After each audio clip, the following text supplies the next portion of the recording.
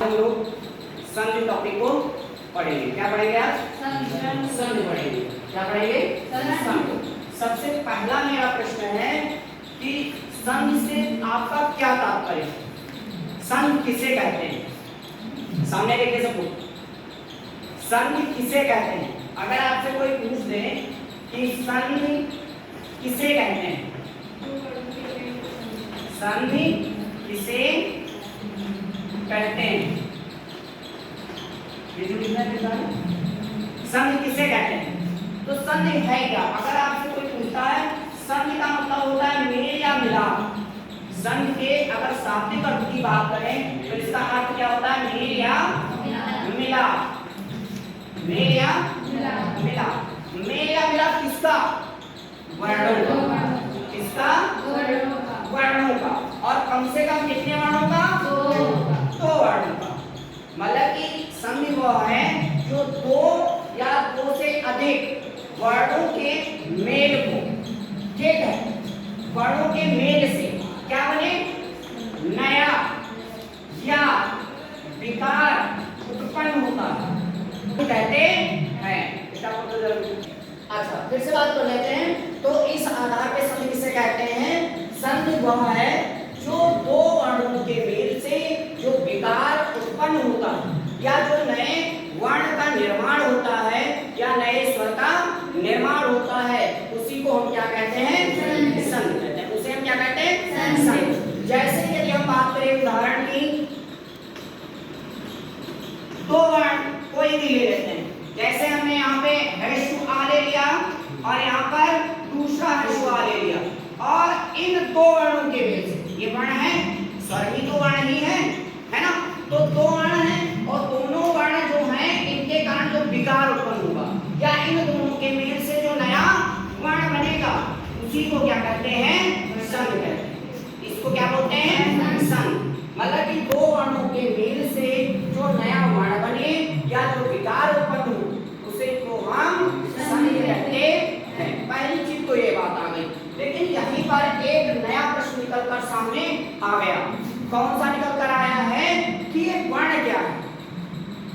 ये वर्ण क्या है? भाई दो वर्ण हैं, लेकिन यहाँ चेंज है, हमें कुछ और कर दें, काखा काखा लिख दें या कोई अन्य अक्षर लिख दें, तो वर्ण किसे कहते हैं? अगला जो प्रश्न हमारा बनेगा वो क्या हो जाएगा कि हमको उससे पहले क्या जानना होगा? वर्ण। क्या जानना होगा? वर्ण जानना होगा। जो हमारा वर्ण है यहाँ से हटा देंगे और लिखेंगे हम वर्ण किसे कहते हैं। तो वर्ण क्या है? वर्ण होते क्या हैं? वर्ण वे अक्षर हैं जो स्वर की सहायता से,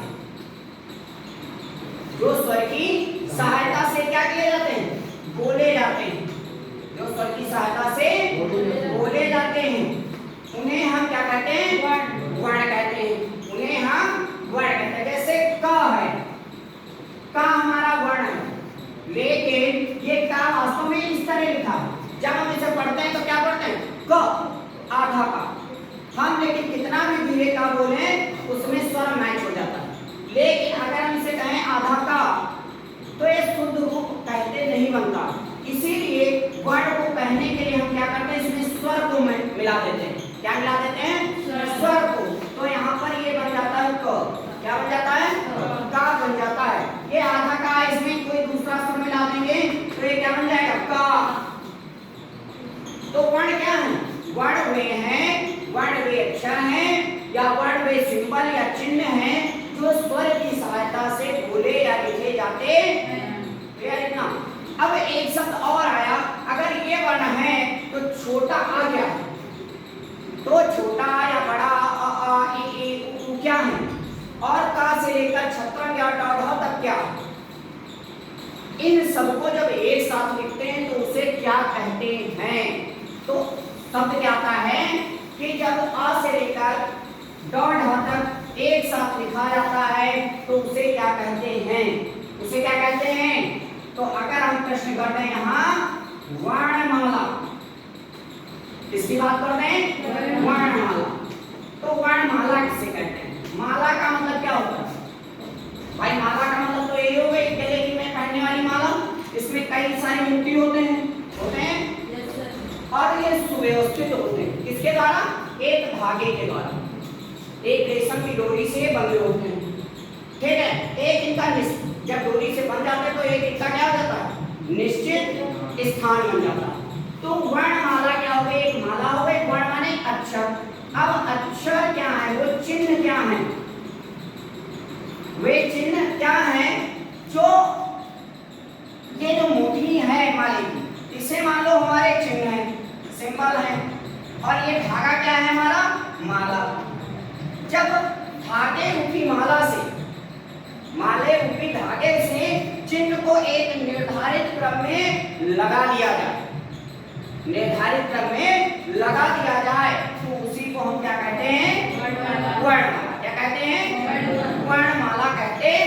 क्लियर यहाँ तक? तो अगर कोई पूछता है वर्णमाला का प्रथम अक्षर क्या है, तो क्या है? आ। और आ से लेकर कहां तक ये जाता है? ध, घा तक।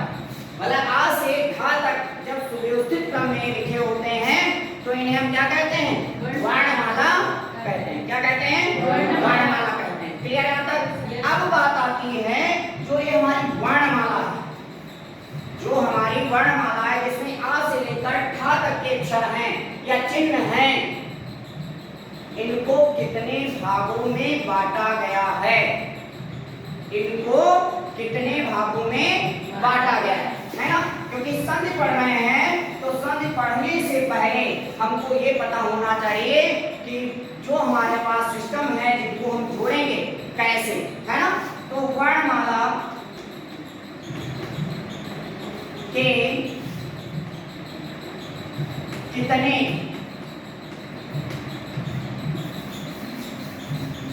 भाग होते हैं? भाग होते हैं या प्रकार होते हैं? तो अगर हम वर्णमाला की बात करें तो वर्णमाला में कौन कौन सी चीजें होती हैं पता है ना आप लोगों को? तो सबसे पहले क्या होते हैं? स्वर होते हैं, फिर व्यंजन होते हैं, फिर क्या होते हैं? बोलो। संयुक्त, उनको संयुक्त व्यंजन बोलते हैं। चलो ठीक, मुख्य रूप से दो भागों में इन्हें बांट देते हैं। अब बात आती है वर्णमाला दो प्रकार की, दो भागों में बटी होती है, स्वर और व्यंजन। अब जो हमारा स्वर है इसके कितने भाग हैं? इस स्वर के कितने भाग हैं? तो स्वर को कितने भागों में बांटा गया है? प्रमुख रूप से दो भागों में बांटा गया है। कितने भागों में? दो भागों में बांटा गया है। और पहला जो भाग है वो क्या कहलाता है? ह्रस्व स्वर। क्या कहलाता है? ह्रस्व स्वर। क्या कहलाता है? ह्रस्व स्वर। और जो दूसरा भाग है इसे हम क्या कहते हैं? दीर्घ स्वर। क्या कहते हैं? दीर्घ स्वर कहते हैं। तो हमने अभी तक जान लिया कि संधि किसे कहते हैं, और संधि के बाद हमने वर्ण पढ़ा, वर्ण के बाद वर्णमाला का अध्ययन किया, और वर्णमाला के बाद हमारी बात आई वर्णमाला के कितने भेद होते हैं, वर्णमाला में कितने प्रकार के अक्षर या चिन्ह होते हैं। तो स्वर और व्यंजन। फिर हमने पढ़ा स्वर जो है मुख्य रूप से दो भागों में डिवाइड है, या स्वर के दो प्रकार होते हैं, पहला ह्रस्व स्वर और दूसरा दीर्घ स्वर। अब हम बात करेंगे किसकी, कि जो हमारा स्वर है, जो हमारा स्वर है ये कितने भागों में बटा होता है। मतलब कि जो ह्रस्व स्वर है तो ह्रस्व स्वर किसे कहते हैं? तो इसका एक सूत्र होता है एकमात्रो ह्रस्व। एकमात्रो ह्रस्व मतलब जो एक मात्रे या जिनको बोलने में एक समय लगे उसे हम ह्रस्व स्वर कहते हैं। उन्हें हम ह्रस्व स्वर कहते हैं। तो ह्रस्व स्वर कौन कौन से होते हैं? अ, फिर हम बोलते हैं आ, तो इसमें ज्यादा समय लगा, तो फिर ए, उ और रे, है ना? तो हमारे ये क्या कहलाते हैं? ह्रस्व स्वर कहलाते हैं। कहीं कहीं पर हम संधि पढ़ रहे हैं तो हमारा एक स्वर और एक्स्ट्रा होता है, वो होता है री। क्या होता है? री। क्या होता है? संख्या यहाँ पर 5 है, लेकिन वर्तमान की बात करें तो हमारे जो ह्रस्व स्वर हैं वो कितने हैं? 4। कितने हैं? 4। कौन कौन से? अ, ए, उ, रे, अ, ई, उ, रे, अ, ई, उ, रे, अ, ई, उ, रे। ये क्या है? इनकी जहां मात्रा आपको मिल जाए, इसकी मात्रा दिखाई नहीं पड़ती, इसकी मात्रा आगे से लगती है, इसकी गोल होती है और इसकी ऐसे। जहां पर ये मात्राएं आपको मिल जाएं और जहां पर कोई मात्रा ना हो, वहां सब जगह एक मात्रा 1 काउंट कर लेना है, क्योंकि हम संधि में मात्राओं की गणना भी करेंगे। आगे जब छंद पढ़ेंगे तो उसमें भी इसकी जरूरत पड़ती है। तो इसकी गणना क्या करते हैं? एक करते हैं। ह्रस्व स्वर की गणना कितनी होती है? एक। ह्रस्व स्वर कौन कौन होते हैं? अ, ई, उ, रे। क्लियर है अब तक? ठीक। तो अब हम ह्रस्व स्वर के विषय में जान चुके हैं। आगे हमारा आएगा क्या? दीर्घ स्वर। कौन सा स्वर? दीर्घ स्वर। दीर्घ स्वर। दीर्घ स्वर। अब दीर्घ स्वर कौन कौन से होते हैं? तो हमारा होता है आ, ई, उ, ए, आई, ओ, औ। हो गए? बचे तो नहीं? हाँ। अब गौर से देखेंगे, हम जब अ बोलते हैं उसके बाद क्या बोलते हैं? आ। तो देखो यहाँ पर कम समय लगता है, यहाँ उससे दोगुना समय लगता है। तो द्वि मात्रो बहुत दीर्घो, मतलब कि इससे दोगुना समय लगता है, इसलिए दो मात्रिक कहा जाता है। इसको क्या कहा जाता है?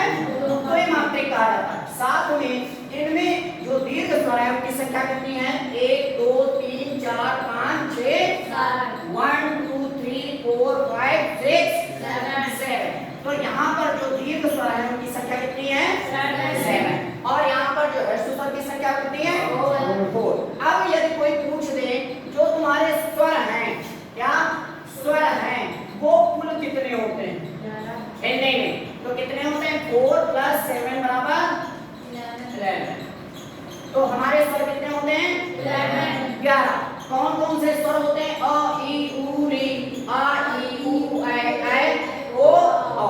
ये हमारे स्वर कहलाते हैं। तो जो ह्रस्व स्वर है उसकी एक मात्रा और जो दीर्घ स्वर है उनकी दो मात्राओं की गणना की जाती है। और इनसे दो मात्रा इसलिए गणना की जाती है क्योंकि ये कम समय लेते हैं और ये वाले स्वर इन स्वरों से 2 गुना समय लेते हैं, इसलिए इनकी 2 गुनी मात्रा हो जाती है। वो 1 है तो ये 2। क्लियर है यहाँ तक? अभी हमने सीखा क्या कि जो दीर्घ स्वर है और ह्रस्व स्वर है हमने उसके विषय में जानकारी प्राप्त कर ली। इतना यहाँ तक क्लियर हो गया? लेकिन कभी आपके मन में आया होगा, तो जब हम छोटे थे या पढ़ते थे या कहीं कहीं पर आज भी किन्हीं कारणवश 2 स्वरों को और लागू कर दिया जाता है या जोड़ दिया जाता है। क्या किया जाता है? और बता दिया जाता है। कौन से? वो हमारे हैं अंग और आ। अंग और आ। ये स्वर नहीं है, ये स्वर नहीं, ये क्या कहलाते हैं? अयोग वा। क्या कहलाते हैं? अयोग वा। क्या कहलाते हैं? क्लियर? तो यहाँ तक आज हमने सीखा, क्या क्या सीखा? संधि किसे कहते हैं, वर्णमाला क्या है, वर्ण क्या है, वर्णमाला क्या है। उसके बाद हमने वर्णों के प्रकार सीखे, स्वर और व्यंजन। फिर स्वर हमने पढ़ा, स्वर के प्रकार पढ़े। क्लियर? और फिर 2 स्वर के साथ जो भाई और उनके आते हैं अंग और आ, उनको जाना वो क्या कहलाते हैं।